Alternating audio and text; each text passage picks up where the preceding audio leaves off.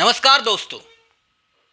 किसान, जिस किसान को इन्होंने खालिस्तानी कहा, आतंकी कहा, बाहर विदेश से आई फंडिंग के द्वारा सरकार को बदनाम करने की कोशिश का इल्जाम तक लगाया, वो किसान जो धरने पर आज भी बैठा हुआ है, उस किसान ने सिर्फ बंगाल में ही नहीं बल्कि यूपी में भी, जी हां, यूपी में भी, यूपी की भीतर बीजेपी की जड़ें हिला दी।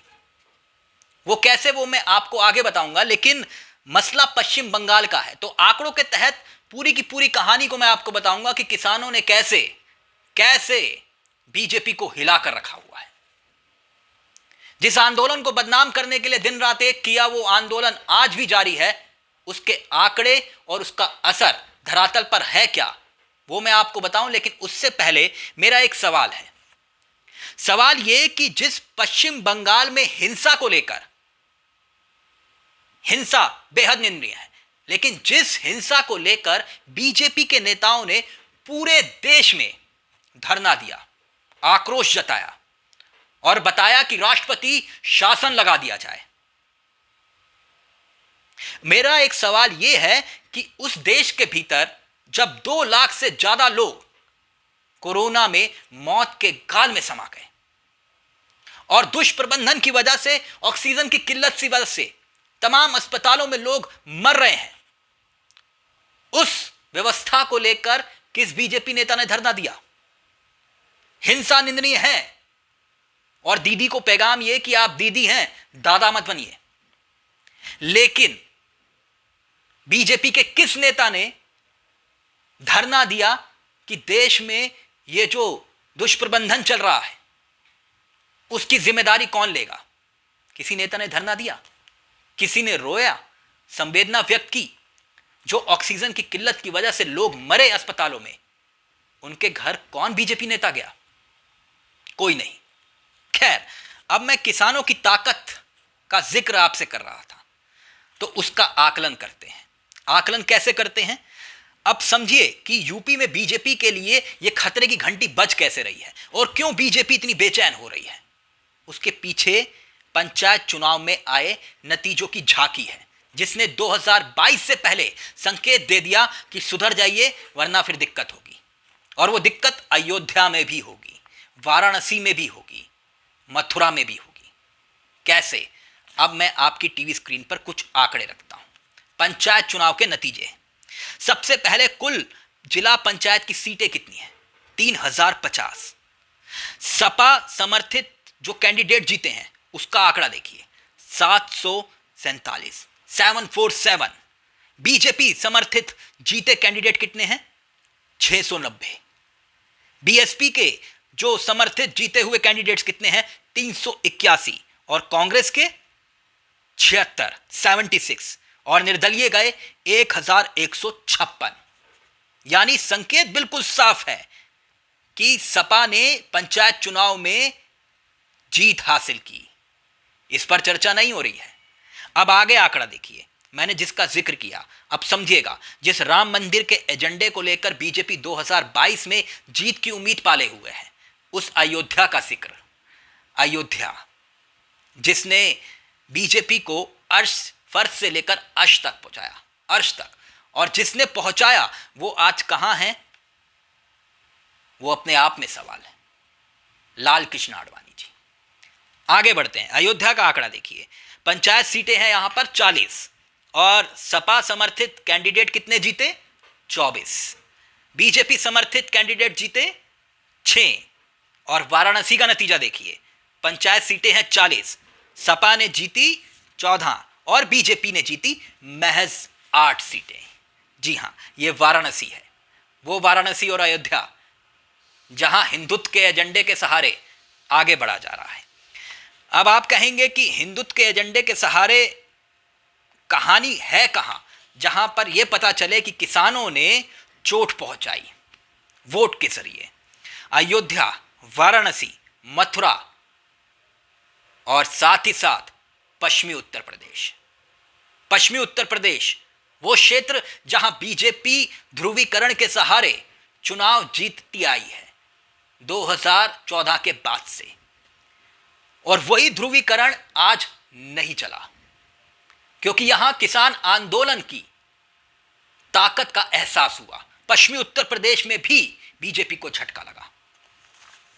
अब कोरोना संकट के बीच में एक बड़ी खबर आई। अब उस बड़ी खबर का जिक्र करता हूं, और आप भी हैरान हो सकते हैं। जिस ऑक्सीजन की किल्लत की वजह से देश में लोग तड़प कर मर रहे हैं, वहां पर योगी सरकार ने एक फैसला किया है। जानते हैं क्या? योगी सरकार ने फैसला किया है कि गौशालाओं में ऑक्सीमीटर लगाए जाएंगे। गौशालाओं में, यानी कि योगी सरकार को कोरोना के संकट के बीच में भी अपने एजेंडे की चिंता है, गायों की फिक्र है, यह जतलाने की कोशिश है। उसी उत्तर प्रदेश में ऑक्सीजन की किल्लत अपने आप में सवाल बनी हुई है, और सरकार ने तय किया कि थर्मल स्क्रीनिंग होगी। अफसरों को सख्त निर्देश दे दिए गए, और ऐसे में जानवरों की चिकित्सा के प्रति जो जितने भी उपकरण हैं वो उपलब्ध करवाने का निर्देश योगी सरकार ने दिया है। यानी कि गौ रक्षा एजेंडे से आगे सरकार सोच नहीं रही है। ये प्राथमिकता है सरकार की। अब एक और प्राथमिकता का जिक्र करूंगा। पिछली वीडियो में मैंने आपको दिखाया था कि संजीवनी को लेकर सरकार कितनी सुस्त है। मैंने उसका जिक्र किया था कि 5 दिनों में 25 फ्लाइट्स आई, लेकिन जो विदेश से आई राहत की खेप है वो लोगों तक पहुंच क्यों नहीं रही।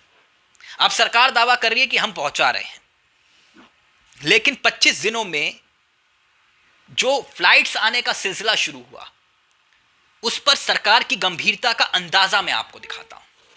वहां कैसे लाल फीताशाही हावी हुई, उसका जिक्र यहां पर जरूरी हो जाता है, और पता चल जाएगा आपको कि इस सरकार की प्राथमिकता चुनाव है या फिर कोरोना से लड़ाई।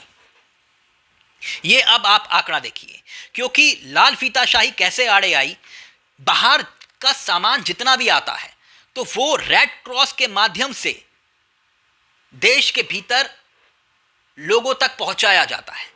रेड क्रॉस माध्यम होता है, और ऐसे में जब रेड क्रॉस को इजाजत ही नहीं मिली कि आपको विदेश से आए ये हेल्थ इक्विपमेंट का सामान लोगों तक पहुंचाना है, तो वो मदद पहुंचेगी कैसे। कस्टम अधिकारी आकलन करते रह गए कि कितने का माल आया, और उस पर ड्यूटी भी नहीं लगनी। उसको आकलन करने में ही जब 7 दिन गुजर जाएं, तो फिर यह जिक्र मैं क्यों कर रहा हूं। अब देखिए, संजीवनी को लेकर जो देश भर में, जिसका मैंने जिक्र किया ना, सुस्ती, दुनिया भर से मदद की, 40 देशों से मदद आई, 40 देशों से, और ऑक्सीजन से लेकर दवाओं तक लोगों ने सहायता भेजी, सरकारों ने, देशों ने। लेकिन विदेश से आई मदद की पहली खेप कब आती है? 25 अप्रैल को। और वितरण का नियम बनाने में, यानी कि एसओपी तैयार करने में 7 दिन का वक्त लग गया। 7 दिन में हमें यह तय करने में वक्त लग गया कि आखिरकार नियम के तहत कैसे यह सामान, जो लोगों के लिए जिंदगी और मौत के बीच में इस वक्त जो चंद घड़ियां हैं, उसको पाटने में किस तरह से युद्ध स्तर पर काम होना चाहिए, उसमें 7 दिन लग गए। अब आगे देखिए, मेडिकल उपकरणों का वितरण जो है केंद्र सरकार के हिस्से में सबसे ज्यादा आया। राज्य सरकारों के अस्पतालों में कोई खास मदद नहीं पहुंची, लेकिन जो नियम है, जो नोटिफिकेशन है, वो 2 मई को जारी होता है, जहां पर HLL को लाइफ केयर के डिस्ट्रीब्यूटर के तौर पर नियुक्त किया जाता है। ये सरकार की प्राथमिकताएं हैं दोस्तों, जहां पर जिंदगियां दांव पर लगी है, वहां सरकार अभी भी अपने एजेंडे में व्यस्त है। एक तरफ राजा का महल तैयार हो रहा है, और दूसरी तरफ अस्पताल बनाने की बजाय अपने राजमहल को तैयार करने की कोशिश हो रही है। जरा सोच कर देखिए मित्रों, यह दोष किसका है, जिम्मेदारी किसकी है? क्यों बार बार सरकार को फटकार लगा रही है, केंद्र सरकार को फटकार पर फटकार लगा रहा है कोर्ट कि आप अंधे हो सकते हैं, हम नहीं। उसके बावजूद भी सरकार की प्राथमिकता यह कि बंगाल के भीतर राष्ट्रपति शासन लगा दिया जाए, और हेल्थ इमरजेंसी देश में है, उसकी जवाबदेही किसकी है? इसको लेकर कोई धरना नहीं करता। नमस्कार, जय हिंद, जय भारत।